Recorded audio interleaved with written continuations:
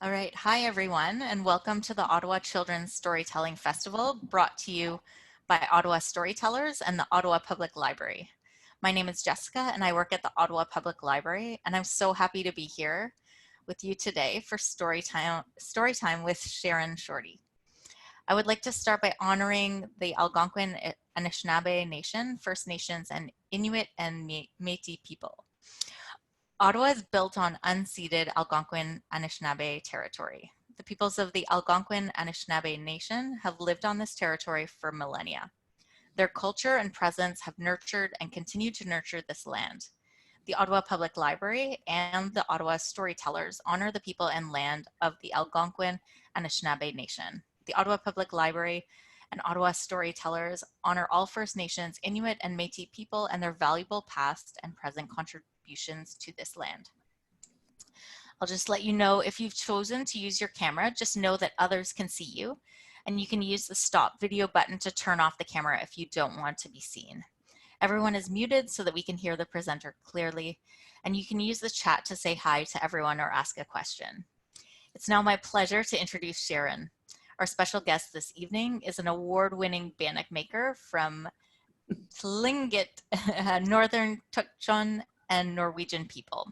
From the Raven clan, she was raised with the storytelling tradition of her Southern Yukon community. Please enjoy the program. All right, thank you very much. It's my pleasure and honor to be at the very first time at the Ottawa Children's Storytelling Festival. And I started at a storytelling festival right here in the Yukon Territory. Some of you may have been there. I hope so. It was a wonderful festival that was co-founded by my storytelling mentor, Louise Prophet LeBlanc, who is also a fellow presenter this week. And I want to acknowledge her, and also like to acknowledge my storytelling teachers. My grandma, Carrie Jackson from Teslin, she was the Tlingit grandma, and my Northern Shoshone, or also known as Athabascan grandma, Mrs. Jessie Shorty from Little Simon Carmack's First Nation, which is just north of Whitehorse, Yukon. So I was saying earlier, gee, it would sure be nice to be in Ottawa and be at that beautiful, beautiful library. I love libraries. I love libraries so much that I married a librarian. It was my safe place growing up here in Whitehorse. We had a wonderful library here. It was full of not only wonderful books of wonderful librarians, but we also had cats all over in the library. We had a fireplace going, and it was just a great place to be, and it still is a great place to be. So I am in Whitehorse, which is a traditional territory of Kwanlindun and Ta'an Council. I grew up here, and I was very lucky to be around stories all the time. So like it was mentioned, I grew up around storytellers, and I'm going to start with a Raven story, as that is my clan. Raven was flying around. Raven was hungry. Raven's always hungry, see? What did he see down there but blue bushes? Oh boy, Raven loves to eat. Oh, what was that? Oh boy, he spotted a good blueberry bushes. So Raven flew down there and he started to eat the blueberries.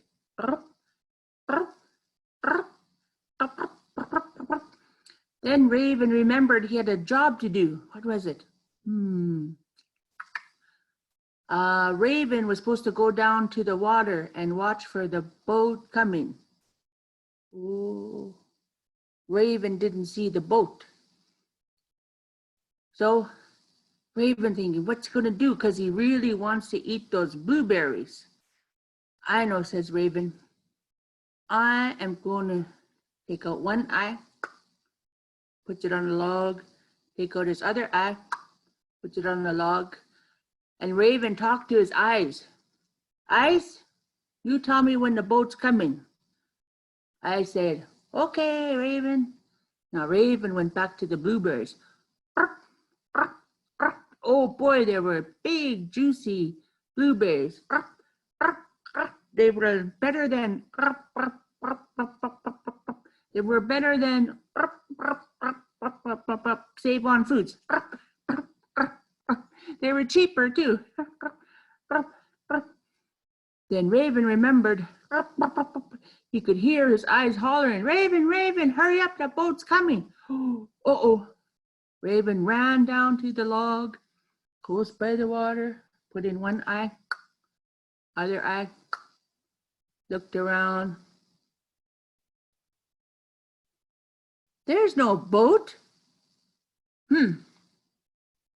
He said, it's bad luck to lie, you know. So he took his eyes and he bounced them up and down. That bad luck. Don't lie. And he put his eyes back on the lock. Now, you don't say nothing, eyes, until the boat's coming. His eyes said, okay, Raven, sorry. Okay, Raven went back to the blueberries. Oh boy, he's eating lots of blueberries. Oh, they were so good, big and juicy and ripe.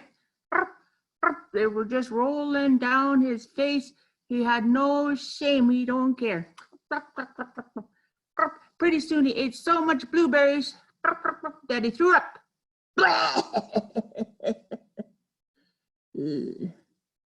Then he made room for more blueberries. He's smart, hey?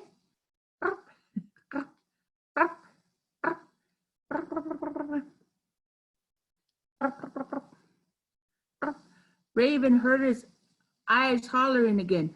Raven, Raven, hurry up, the boat's coming. Ah, shut up, you lie. Raven, Raven. Shut up, you're fake news.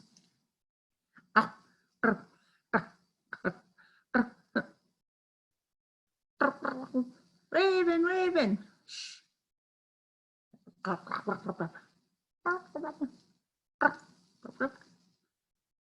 Raven? Eyes? Speak up. Raven couldn't hear his eyes anymore. So he went down to the log, felt around. Uh-oh, his eyes are gone. What's he gonna do? Oh no. Oh boy. I know, says Raven. So he takes one blueberry, puts it in his eye. Takes another blueberry, puts it in his eye. And what did he see but a boat floating away with his eyes on it? And that's the true story how Raven got blue eyes. And that's the story. Hey, yeah, let's do sign language clapping because I can't hear you. Thank you. That was a story told to me by Grandma Carrie. Oh, and there's a little clappy singable by Grandma Carrie. Most of the Raven stories come from the coast, right from Alaska, Yukon, BC, Washington, Oregon. Grandma always said we're coast Indian. So I want to show you pictures that my brother drew of that. Can you grab the tube beside our long mirror in the bedroom? There's a tube there. My mom found these pictures recently and reminded me that my brother did a drawing of the story my grandma told. And they're beautiful drawings.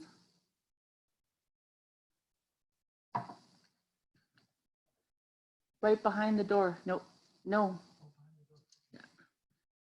Meanwhile, have a look at your chat. Hello, everyone. Hello, everyone. Yeah. Okay. Oh, okay. Okay.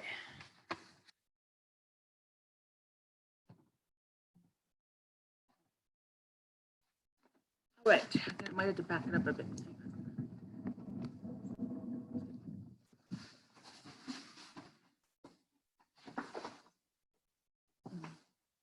Mhm.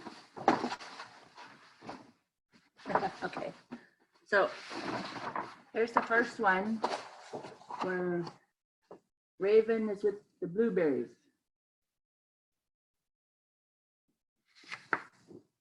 Look at those blueberries, how pretty.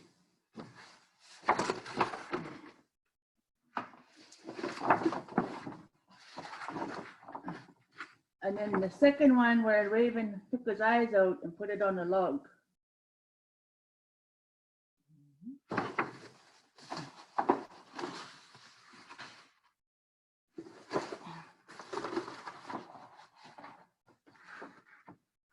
And then the last one where Raven lost his eyes on the boat.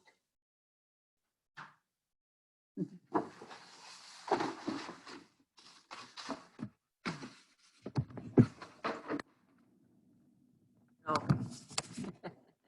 thank you. Yeah, thank you, Ruth. I think they're great not photo, pictures that those are all originals.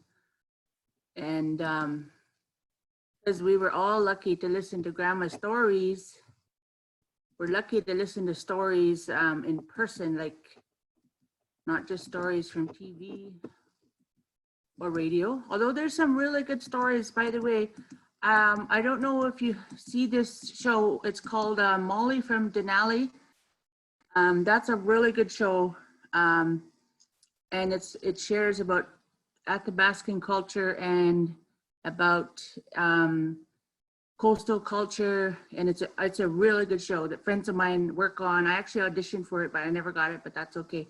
But it just shares all about our culture. And I wanted to share some things too. I'm just gonna, has any of you been to the Yukon? No, I'm seeing some no's. Kids probably not sure. Yes, thumbs up, cool. What about you, Sarah? I missed that. No, okay. That little one, probably not sure. Yes, Catherine, cool. Other ones, not sure, that's okay. So I just want to share a little bit about my culture, some of the things that we have. So what I'm showing you right now is dried salmon. This is a very traditional food, and my Auntie Gertie made it this summer. We have very low salmon counts right now, so this salmon likely would have come from a very healthy salmon count place like Atlin, BC, or from Alaska. And so this is a very traditional because a long time ago, we never had fridges. So we had to be able to dry it and then we'd have it all winter. And this is the dried salmon. It smells very smoky, it's very tasty and delicious. We also have dry meat. I was gonna show you some. Oh yeah, I got a little bit left. I've been eating it slowly. So this is dried moose meat. This is dried moose meat. We dip it in butter. Same kind of thing. It's dried so that lasts a long time. Interesting thing about dried wild meat or wild meat in general, you don't have to eat as much of it, I noticed.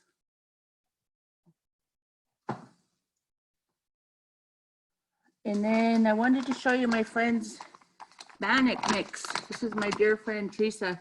She's a traditional bannock maker, but she also makes it in packages to sell.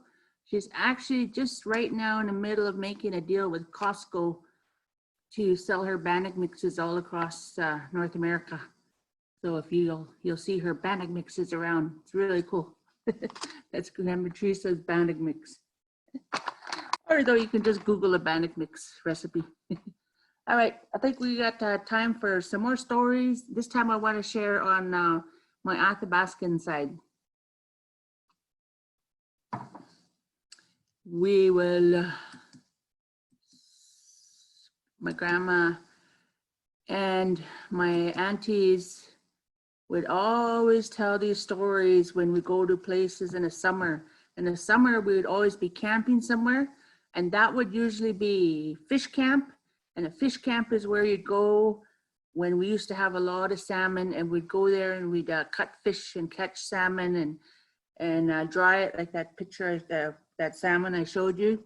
We would dry hundreds and hundreds of these salmon up for the winter. So that was fish camp.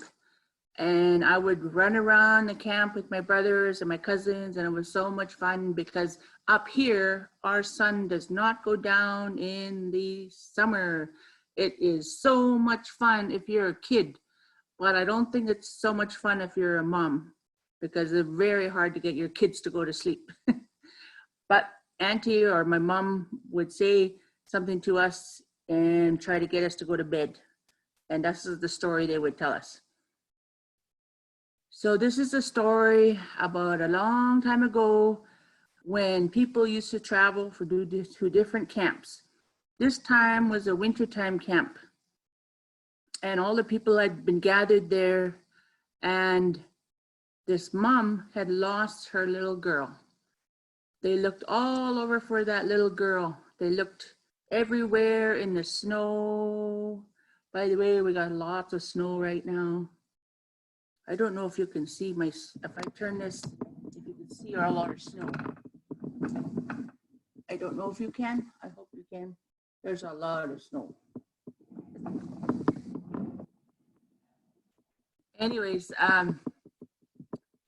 they saw her tracks in the snow, and they said, "Hey, we see her tracks. Come here, everyone." So everyone gathered around and said, "Okay, we're going to find her." And they followed her tracks.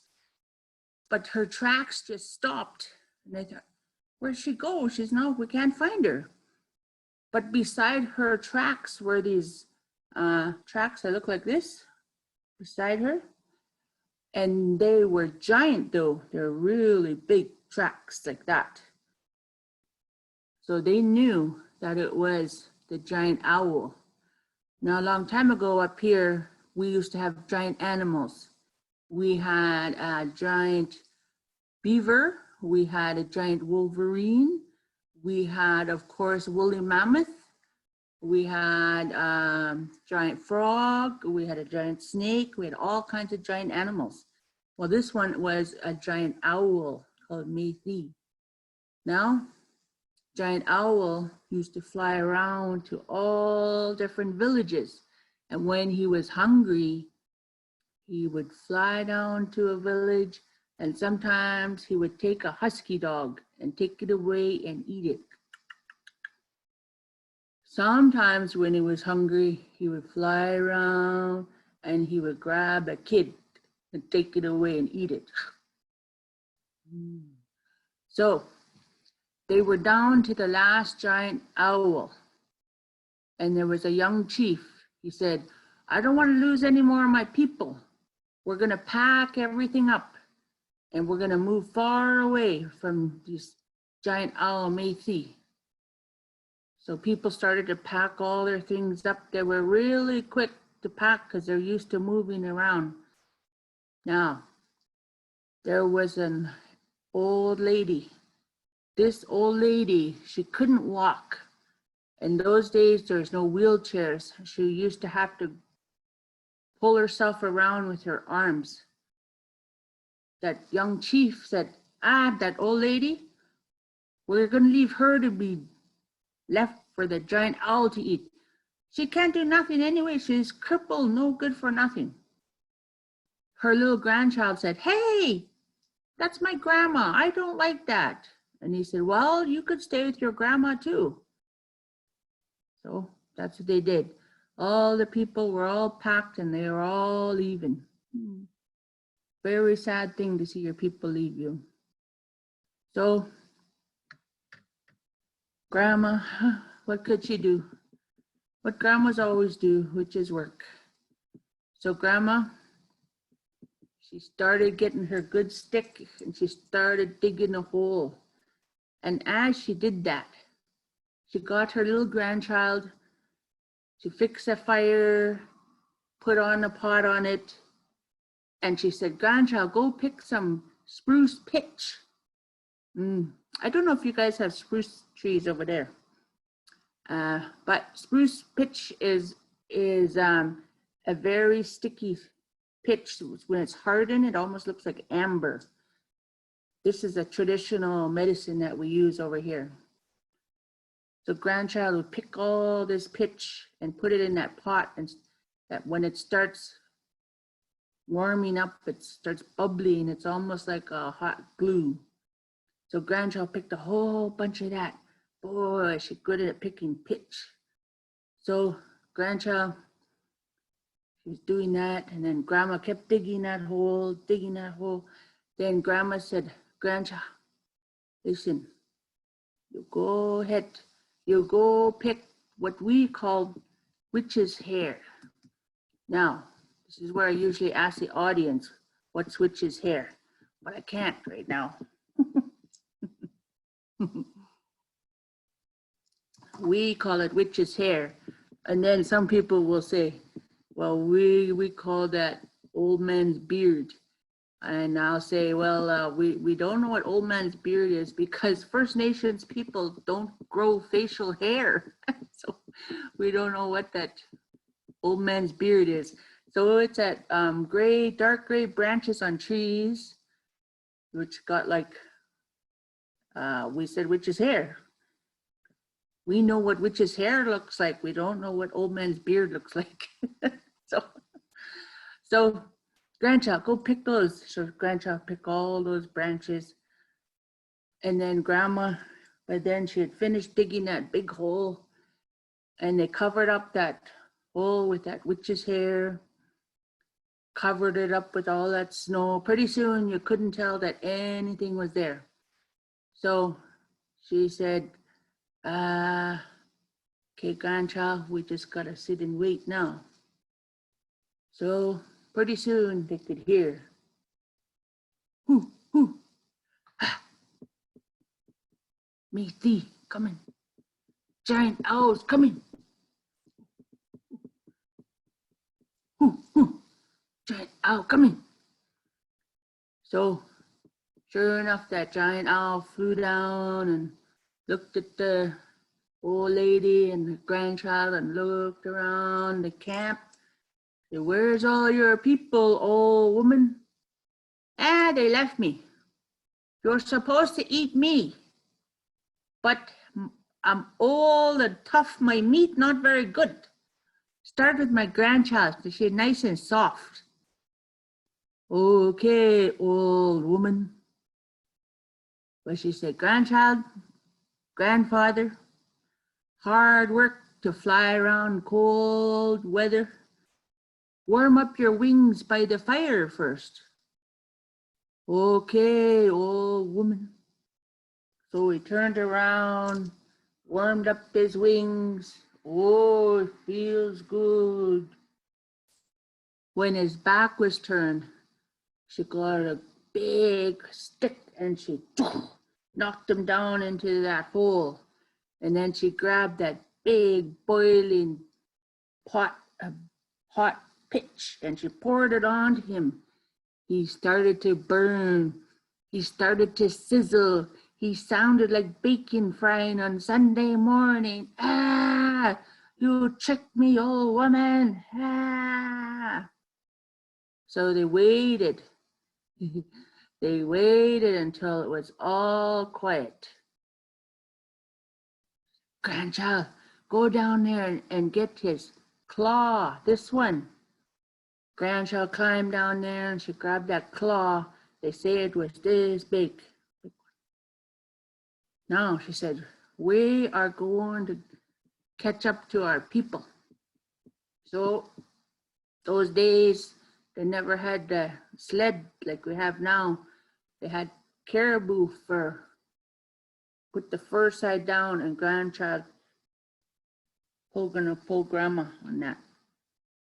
They started trying to follow their people's trail. And people could see them coming long ways. "Who's that following us?" Got closer. "Ah, that old woman."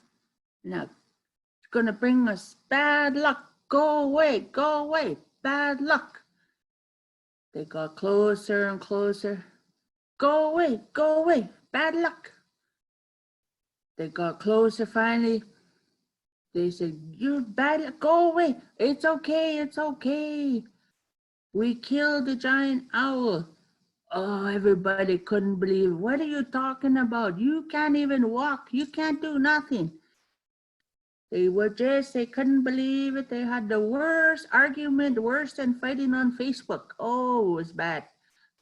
So they said, just wait. Grandchild took her pack-sack off. She took out that claw. She said, here, see, we killed that giant owl. That was the last one. And since that day, no more was anybody thrown away because everybody had a job to do. And that's the story.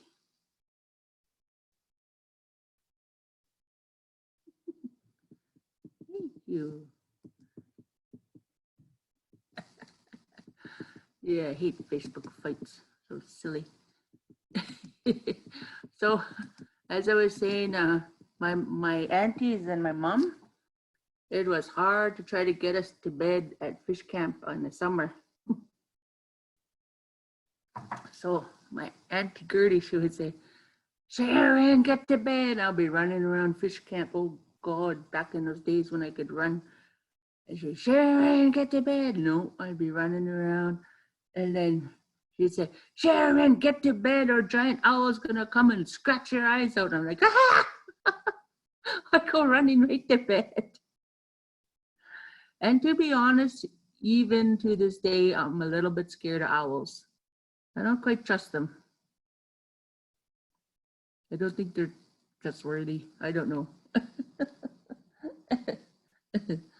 Just my opinion. I think we have about 5 more minutes. Is there any questions or comments? Hey, Bev Scow's here, my dear friend. Childhood. Yeah, felt like childhood. Friend Bev Scow. Was that real? Which one? The story about the giant owl? Yeah. You know what? I told that story for a long time. And one day I told that story, this elder was listening to me and he said, yep, that's right. And I know exactly where those bones are. So that tells me, gotta be real. The other thing too is I've seen other elders tell that story. We always say the same thing about how long this claw is. They always say it was this long. So it makes me think. It was real. And it is true that dogs, cat, even to this day, pets disappear. Sadly, we tell people don't leave little dogs outside or cats because they can get picked up even to this day by eagles or hawks. But I don't think there's any more giant owls, hopefully. Yeah. Did you like that story? Would you be a good grandchild like that? Okay, good. Good.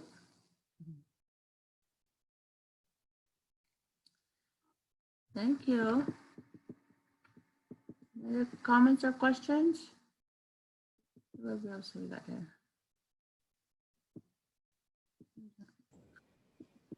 I just wanted to thank you for your stories, and your sound effects are just so magical. You become the owl when you speak. That's my grandma. My grandma always did that with us when she told us stories. And you know, my grandma, I loved her because she was born in 1911. And so she was right for very traditional, you know, to modern life. And she So for example, she used to read us from the Archie comics. She read those stories to us. And I was like, oh my God, Grandma's just such a good reader and all this. Here, I asked, my mom told me, Grandma doesn't read.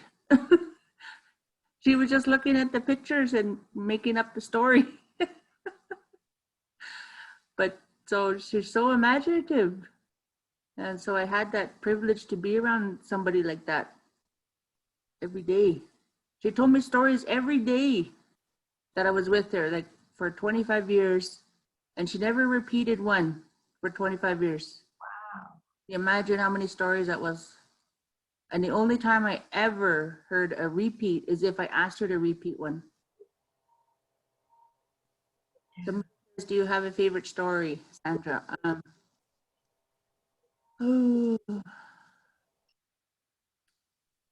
I think the favorite story I have from her is probably the last story she told me, which I don't have time to tell. It's called Bad Boy and Little Mouse. But if it comes to pass that I come back next year, I will tell it then. But we're working on doing storytelling with the Yukon Circus Society, and the Circus Society would act out the stories as my grandma character would tell the story, which I think would be super fun. Because can you imagine a giant owl on giant stilts flying around the village and all that? Like, to see it actually kind of happen. I think that's really exciting. So watch for that. And maybe you could find a way to have it recorded so we can show it all across Canada. Well, maybe, you know what, like there's some benefits to what's going on right now. One is people being connected in all kinds of ways and being open to, I mean, of course, I'd rather be there in person and have a live audience, but guess what? I mean, we have people from all over right now, and who wouldn't usually have that opportunity. But like the circus performance with that storytelling, yeah. I mean, we're in really early development, but that could be one aspect we could do for sure. Thank you for your comments, everyone. Thank you. Well, this was fun. Cool sound effects too, and I knew the owl was tricking them.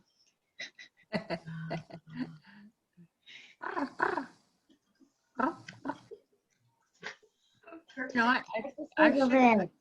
I should learn how to say to owl besides a whoo whoo.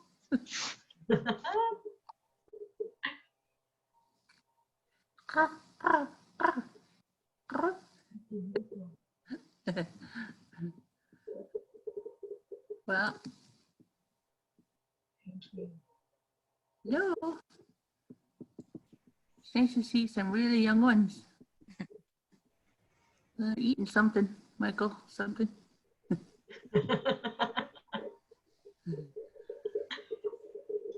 Quinn, that's a really little person.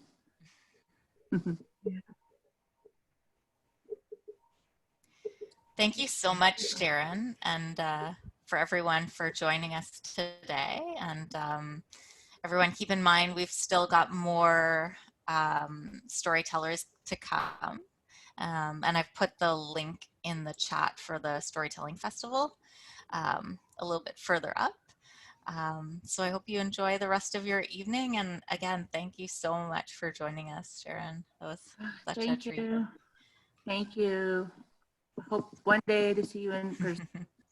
Thank you for hosting me and virtually.